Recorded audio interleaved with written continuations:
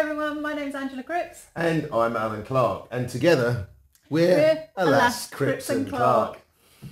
That was a bit too Jedward for me, that was. Yeah, a little bit. So, what would you like to talk about this time, Alan? Do you know what I'd like to talk about is the confusing world of recruitment terminology and how that might be confusing to our customers. Yeah, I know exactly what you mean. My first month in recruitment, I ended up writing a glossary of terms because there were so many acronyms and abbreviations and I didn't understand half of it. So I had a whole page. There was like 30 on there. So I can totally understand how when we use that type of language that might be normal to us in recruitment, but actually outside of our industry, people probably don't know what it is. So what's that doing to our relationships with our clients and candidates when we're talking about things they don't understand? So let's talk AI. Artificial intelligence? Well, actually, when I first left school, my first job was working on a dairy farm, and AI then had a completely different meaning. What was that then? Artificial insemination. I wasn't expecting that. You should have been. We did actually rehearse this. True. Okay, but AI, it is actually helping the recruitment industry and all companies all over the world, surely. Really? It's helping, you think? Yeah. If you think about all of those time-consuming jobs, the CV sifting, the sourcing, it can help with all of that and lots more. But this job is about real life. It's about real people. It's about having real conversations. You know, anything that isn't real to me is fake. I mean, anything other than fake is not the real thing. And don't say Coke. I wasn't going to. Okay, so let's talk about backfill. Okay. Backfill for perms. Remember calling a client and saying I was a perm consultant, and actually they thought I was a hairdresser. Oh, yes. Yeah. And even worse, I'd then say I was calling from BAPS, and it was many months later. I mean, the guys did react to it, but I didn't realise it stood for Blue Arrow Personnel Services. Nice BAPS analogy, Angela, like that. Can you imagine, though, if our clients heard us talking about backfill? I mean, they wouldn't know what it means. And unfortunately, there's some people out there in recruitment that don't know what backfill is. And the ones that do, it's surprising how many people don't actually do it. That's true, actually. I mean, it's an easy way to make money, isn't it? If you've placed a candidate somewhere and they've come from a job, go back and fill the position that they've just left. Actually, it doesn't even have to be your candidate. If you know someone's moved on, backfill their job. It just makes total sense. There are always going to be reasons why people either can't or won't do backfill, but it's just worthwhile reminding people that it does make total sense, making money. Yeah. So how about board meetings? Board meetings? Yeah, well, that one's easy. I've been in a lot of board meetings. Oh, or do you mean board meetings where I've been really bored? Well, I don't know about those, but I'm talking about the board meetings that recruitment offices have, where you get the teams that get together either at the start of the day or at the end of the day. They discuss what they've done or what they've got to do. They discuss their targets. They discuss their results.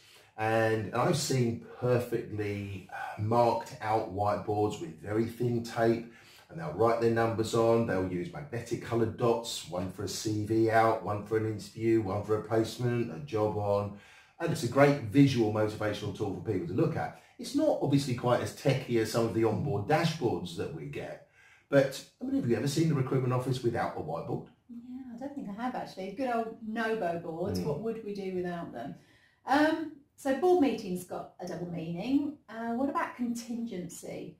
It took me 7 months to realise that was my job. I was a contingency perm recruiter. I didn't even know what the term meant. But it's there as a backup. If you look at the dictionary definition, it's a backup plan when all else fails, a plan B, if you like. Plan B, yeah, a bit like Brad Pitt's production company.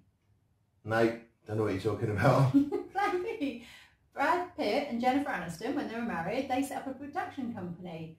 But they've gone on to do films like The Departed, Moonlight, 12 Years a Slave. These are all Oscar-winning films, Alan. So where have you been? Where have I been? Well, for someone that took 7 months before they realised they were a contingency recruiter, it's a bit rich, isn't it, coming from you? I mean, look, with contingency, I've got a client that calls it a no cure, no fee service, and to be honest, I don't like it. It sounds a bit too much like those injury for you adverts, the lawyers, you know, where there's a blame, there's a claim. So what would you suggest we call it instead of contingency? Well, probably probably a success only fee, something like that service, or it could be a results only service. That sounds a lot more sensible to me, and something that the decision makers would understand. Actually, that reminds me of something else with regard to decision makers, and we even have initials for them. DM, decision maker, LM, line manager, HM, hiring manager, HA, hiring authority, OHA, other hiring authority. It's crazy. Well, whatever they're called, they must ideally be the man. Yes, I do actually tell people that. I do remind them, and I do say to them, look, the best decision maker of all, and it does cause some discussion, the best decision maker of all is a man. Well, I hope you tell them that that stands for the person that has the money, the authority and the need. Of course I do, after they've stewed over it a little bit. Mind you, when I was doing some research for this, I did find the Anna model. Anna model, yeah. And all I looked at was, all I could see was the A, the N, the U, and the S for the dollar sign. So, yeah, I had a completely different model in my head. So, look, you know, we tend to create our own acronyms and abbreviations for decision makers, but we also have a lot of names for candidates, more so the good ones. I'm not going to talk about the names we call our bad candidates, but what have you called good candidates in the past? Well, we call them hot candidates, we call them top candidates, it could be hot shots, whips, which is a walk-in placement, but actually I use whips now for work in progress, so that could be the same there. Call them superstars. What do you think, Anne? Do you know, well, first of all, I love the link, the fact that you mentioned superstars and then you thought of me. Well, that's not surprising. It was a big deal in the 70s and 80s. All right, well, thank you for the age reference again. So, okay, I've heard them called MPCs, most placeable candidates, but I've also heard them called shit hot or hot shit, silver bullets, golden nuggets, A-grade candidates, but ultimately they're really good candidates that we can actually take out to marketplace. But in terms of our terminology, can you imagine if we said to a candidate, your profile is absolutely brilliant, you're going to be an NPC, I'm going to spec you out to a HM within my mapped marketplace to get a contingency deal? We do like our TLAs in recruitment, don't we? TLA? 3-letter abbreviations. I don't believe that's your original one. I reckon you nicked that from somebody. All right, okay, let me try you out on a few then. Okay. FAB. Ah, easy. So features, advantages and benefits. Okay, FBA. Ah, features, benefits and accomplishments. So use those when you're marketing out those shit hot candidates. Okay, DBMs. So that's the that's the dominant buying motives of the client. Okay, FOJ. FOJ. Fodge. I used to love fodging people. So this was when they'd found their own job. We would also call them SS for self-suited. I know, SS, totally different connotation. Okay, easy one for you. ABC. Always be closing, but I'm getting a bit of deja vu here. Did we cover that in the last one? We did in the last one. CRM. Right, customer relationship management. Good one. But what do you know customer relationship management to be? Because I think it's more to do with systems, the technology that people use. See, I'm old school, so it was the process of making sure you kept in contact with all those clients and customers, and obviously the technologies come about from it. Okay, good point. GMP. Gross marginal profit. Have we done ROI yet? Oh no, don't forget ROI, return on investment, so always important for us trainers. Okay, what about NFI? Net fee income.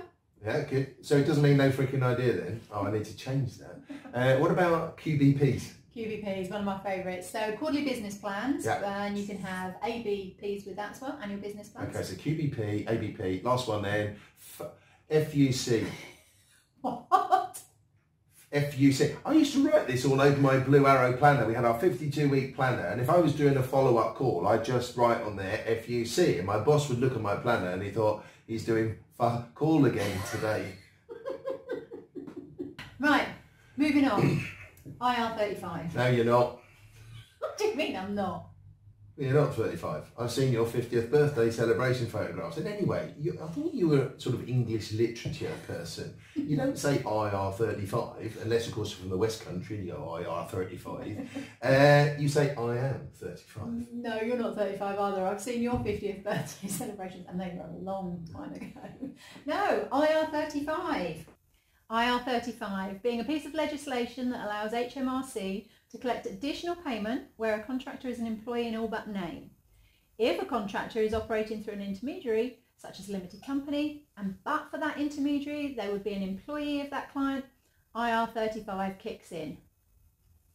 It's interesting how certain abbreviations cause people to groan, IR35 being one of them, GDPR, KPIs. Oh, wait a minute. I love KPIs. Well, I know you do. I think that was evident from the last video that we did together.